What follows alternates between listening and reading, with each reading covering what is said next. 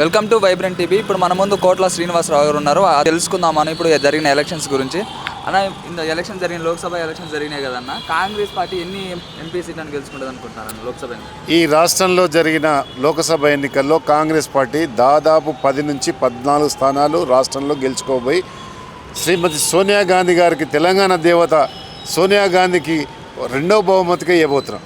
మొదటి బహుమతి ఏదైతే ఇచ్చినామో 65 సీట్లతోని తెలంగాణ రాష్ట్రంలో కాంగ్రెస్ పార్టీ అధికారంలోకి రావడం మొదటి బహుమతి అయితే, లోక్సభ ఎన్నికల్లో దాదాపు 14 స్థానాలు ఇచ్చి ఆమెకు రెండో బహుమతి ఇవ్వడానికి ఇలా కాంగ్రెస్ పార్టీ సిద్ధంగా ఉన్నారు. ఈ రాష్ట్రంలో దాదాపు 4 కోట్ల మంది ఈ రాష్ట్రంలో కాంగ్రెస్ పార్టీ వైపున, అదేవిధంగా సోనియా గాంధీ మీద సానుభూతితో ఉన్నారు. ఈరోజు రేవంత్ రెడ్డి గారు ముఖ్యమంత్రి అయిన తర్వాత ఈ రాష్ట్రంలో ప్రజారంజక పాలన జరుగుతూ ఉన్నది. గత ప్రభుత్వంలోని ఏ కొలువుల కోసం అయితే ఉస్మానియా యూనివర్సిటీ, అదేవిధంగా కాకతీయ యూనివర్సిటీలో కొలువ కొట్లాడలో ఎంతోమంది విద్యార్థులు బలిదానాలు అయ్యారు. ఒక ఉద్యోగం కానీ ఒక నోటిఫికేషన్ రాలే గత టీఆర్ఎస్ ప్రభుత్వంలో. ముఖ్యమంత్రిగా రేవంత్ రెడ్డి గారు డిసెంబర్ 7 తారీఖు నాడు ప్రమాణ స్వీకారం చేసిన తర్వాత 100 రోజులలో దాదాపు ఎల్బీ స్టేడియం సాక్షిగా 34,000 ఉద్యోగాలు ఇచ్చిన చరిత్ర ఇలా రేవంత్ రెడ్డి గారిది, కాంగ్రెస్ పార్టీది. ఈ రాష్ట్ర అభివృద్ధి కోసం, ఈ రాష్ట్రంలోని నిరుపేదల కోసం, ఈ రాష్ట్రంలో ఉన్న రైతుల కోసం, ముఖ్యంగా నిరుద్యోగుల కోసం, అదేవిధంగా ఇక్కడ సమస్యల పట్ల ముఖ్యమంత్రి గారు రేవంత్ రెడ్డి గారు నిద్రలేని రాత్రులు గలుపుతూ ఉన్నారు. అదేవిధంగా నిరంతరం మా మంత్రులు కూడా సమీక్ష సమావేశాలు పెట్టి ఎక్కడ తప్పు జరిగింది, గత ప్రభుత్వం చేసిన తప్పులేంది అవి చూస్తూనే దాన్ని సరిచేసుకుంటూనే అభివృద్ధి వైపు పయనిస్తున్న ఈ యొక్క కాంగ్రెస్ పార్టీని ఖచ్చితంగా రేపు లోక్సభ ఎన్నికల్లో 14 సీట్లు గెలిపించి మరి లోక్సభకు పంపిస్తాలో ఎలాంటి అతిశక్తి లేదు, ఎలాంటి అనుమానం లేదు. అంటే ఇప్పుడు రాబోయే కొద్ది రోజుల్లో ఎమ్మెల్సీ ఎలక్షన్స్ కూడా ఉన్నాయి కదా, పట్టభద్రుల ఎలక్షన్స్. ఆ ఎలక్షన్స్లో తీన్మార్ మల్లన్న నిలబెట్టారనమాట. అంటే ఆయన గెలుచుకుంటాడా లేకపోతే ఏమైనా ఓడిపోయే? ఇప్పుడు ఖచ్చితంగా తీర్మాన్ మల్లన్న గెలిచి శాసనమండలికి పోతుండు. మనందరం చూస్తూ ఉన్నాం. గత కొన్ని సంవత్సరాలుగా ప్రభుత్వాలను కానీ, సమాజంలో చెడును కానీ అదేవిధంగా వెలికి తీసి ఆయన యొక్క మీడియా ద్వారా ప్రపంచానికి చూపించిన చరిత్ర ఎవరిదంటే తీర్మానం మల్లన్నది. కనుక ఖమ్మం, నల్గొండ, వరంగల్లో ఏదైతే గ్రాడ్యుయేట్ కాన్స్టిట్యున్సీ ఉందో ఖచ్చితంగా కాంగ్రెస్ పార్టీ మద్దతు, కాంగ్రెస్ పార్టీ అభ్యర్థి తీర్మానం మల్లన్న. ఇలా ఖమ్మంలో చూస్తాం. ఖమ్మంలో దాదాపు గత శాసనసభ ఎన్నికల్లో స్వీప్ చేసింది. ఒక్క స్థానం కూడా వేరే పార్టీకి, అన్ని కాంగ్రెస్ పార్టీ. మీరు వరంగల్ తీసుకోరు, నల్గొండ తీసుకోరు. నల్గొండలో హేమాహేమి అయిన నాయకులు మా కాంగ్రెస్ పార్టీలో కోమటిరెడ్డి వెంకటరెడ్డి గారు కానీ, జానారెడ్డి కానీ, ఉత్తమ్ కుమార్ రెడ్డి గారు, రాజగోపాల్ రెడ్డి హేమీలు ఉన్నారు. కనుక మా తీన్మార్ మల్లన్న గెలుపు అనేది నల్లేరు మీద నడకనే. అంటే ఇప్పుడు పట్టభద్రుల ఎలక్షన్స్లో ప్రతి ఒక్క విద్యార్థి కూడా ఓన్లీ రాజకీయ నాయకులను చూసే వేస్తారు, కానీ మల్లన్నను చూసేయరా ఓట్లు? అంటే ఇప్పుడు ఇక్కడ ఒక మంచి ప్రశ్న అడిగినాం. ఈ రాష్ట్రంలో గత ప్రభుత్వం తోల్చుకుంటే మా ప్రభుత్వంలో 3 నెలల ప్రభుత్వంలో ముఖ్యమంత్రి రేవంత్ రెడ్డి గారి మీద అచంచలమైన విశ్వాసం ఉందని చెప్పడంలో ఎలాంటి అతిశక్తి. తీన్మార్ మల్లన్నను చూస్తారా, ముఖ్యమంత్రి గారిని చూస్తారా?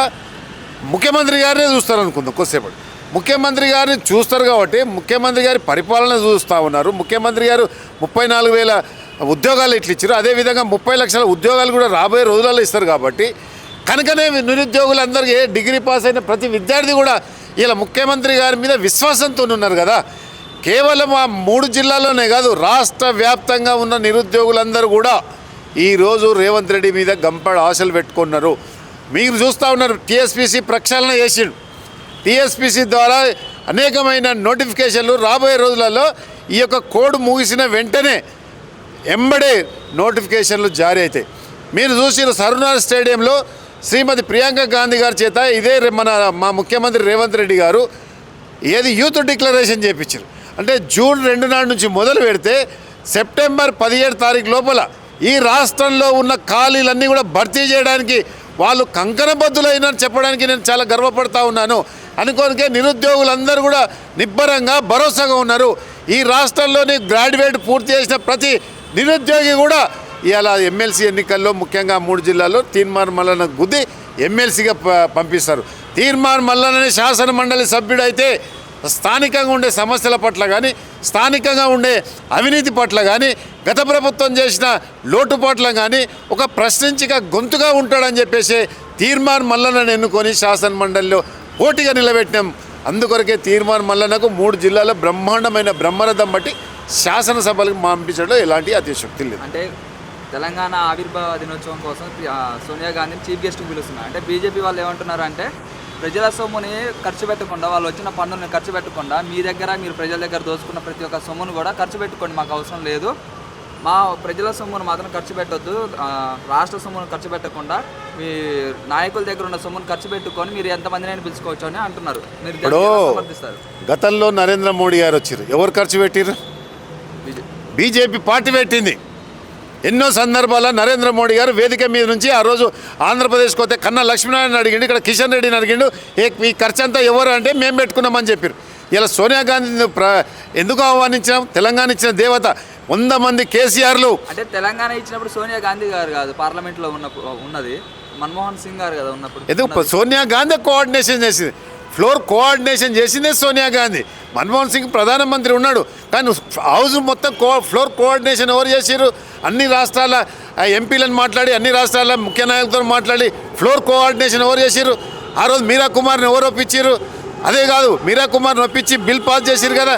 బిల్ పాస్ చేసిన తర్వాత ఆ బిల్లు సరాసరి రాజ్యసభకు వచ్చింది కదా. రాజ్యసభలో పాస్ అయిన తర్వాత ఆ బిల్లు సరాసరి రాష్ట్రపతి దగ్గరకు పోయింది.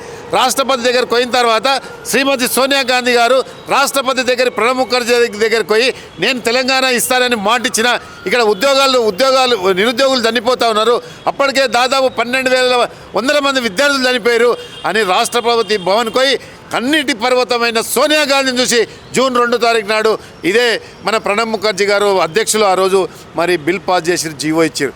ఆ తెలివిలేని ఏది బీజేపీ నాయకులు మాట్లాడే కనీస అర్హత కూడా వాళ్ళకి లేదని సందర్భంగా మనం చేస్తాను. అదేవిధంగా 10 సంవత్సరాలు అవుతున్న నరేంద్ర మోడీని మద్దతు ధర గురించి మాట్లాడాలి.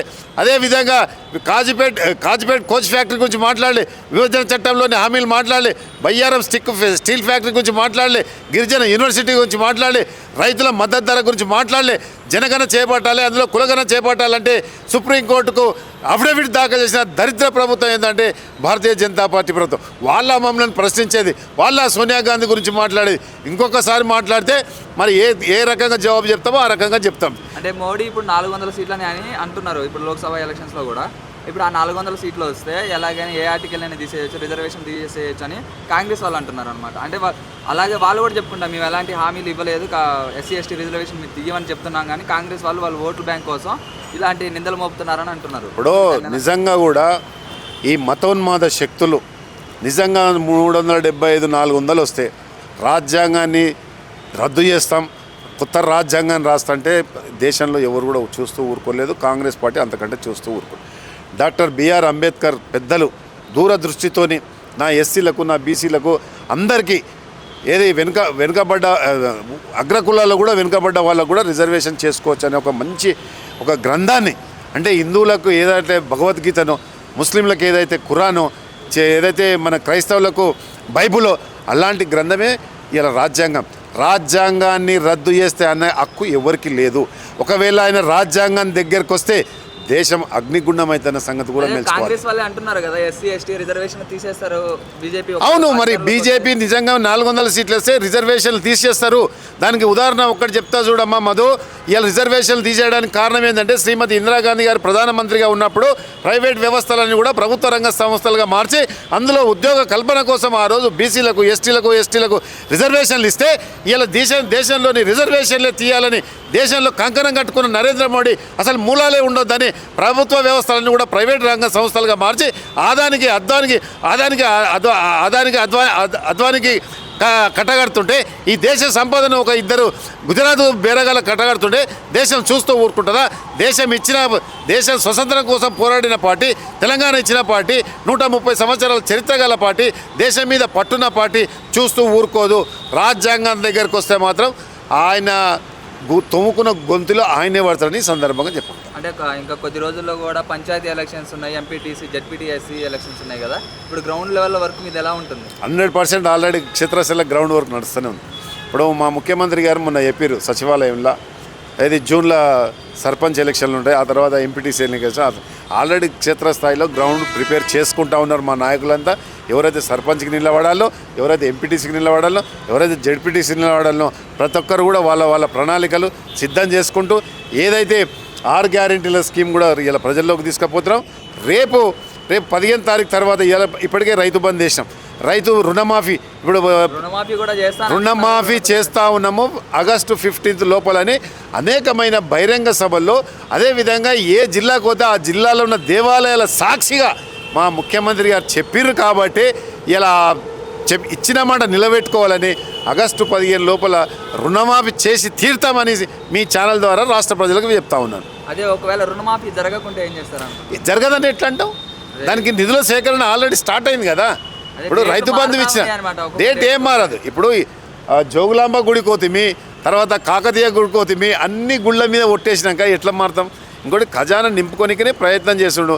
గతంలోనే అయ్యగారు మొత్తం కాలి కుండలు చేసిపోయిండు, ఏమీ లేదు. ఇప్పుడు మొత్తం కొత్త సంసారాన్ని చేపట్టుకోవాలి.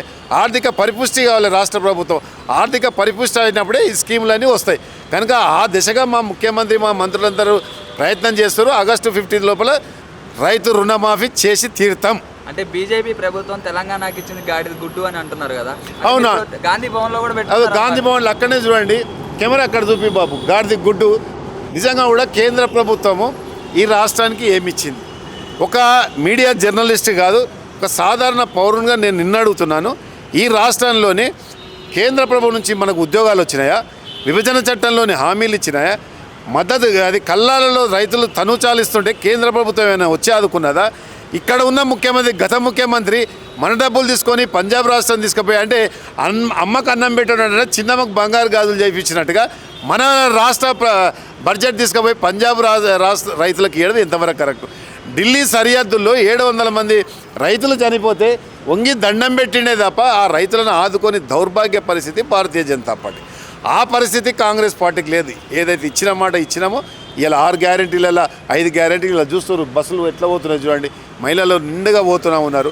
అదేవిధంగా రేపు అన్ని గ్యారెంటీలు ఇప్పటివరకు పూర్తి చేసి ఇంకొక గ్యారెంటీ ఉంది, అది జూన్ 15 తర్వాత ఖచ్చితంగా పూర్తి చేస్తాం. అంటే డబ్బులు కూడా 400 రాలేదని చెప్తున్నారు, పెన్షన్ కూడా 400. కోడ్ అమల్లో ఉంది కదమ్మా, కోడ్ అమల్లో ఉంది కాబట్టి అన్నీ బంద్ చేసిరు.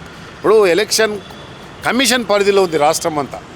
కనుకనే నిన్న క్యాబినెట్ పెట్టుకోవాలంటేనే కూడా ఎలక్షన్ కమిషన్ పర్మిషన్ తీసుకొని ఏదైతే రైతులు పండించిన పంట ఏదైతే ఈ అకాల వర్షానికి ఏదైతే రైతులు ఇబ్బంది పడుతారో దానికి ఇమ్మీడియట్గా క్యాబినెట్ నిర్ణయం తీసుకొని ప్రతి గింజ కొంటాం, ప్రతిదీ కొంటామని ఇలా గౌరవ ముఖ్యమంత్రి గారు చెప్పారు. కాబట్టి అర్జెంటుగా లెటర్ రాసి క్యాబినెట్ సమావేశం చేసి రైతుల కోసము, రైతుల కూలీల కోసము, రైతులు పండించిన వడ్ల కోసమే కదా క్యాబినెట్ సమావేశం పెట్టింది.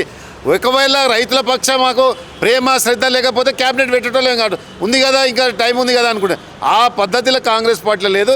ఖచ్చితంగా రైతుల పక్షపాతని రేవంత్ రెడ్డి గారు నిరూపించుకుంటారు. అంటే ఇప్పుడు లోక్సభ ఎలక్షన్స్లో మీకు గట్టి పోటీ ఇచ్చే పార్టీ ఏదనుకుంటున్నారు? ఇప్పుడు గట్టి పోటీ ఇచ్చే పార్టీ తెలంగాణలో టీఆర్ఎస్ పని అయిపోయింది.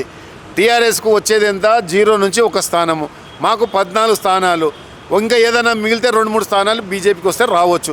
అంతకు మించి మాకు అసలు పోటీయే లేదు. ఆ 2-3 కూడా మీరు ఎందుకు వదులుకుంటున్నారు? ఏమో గట్టి పోటీ ఉంటామా అంటున్నా.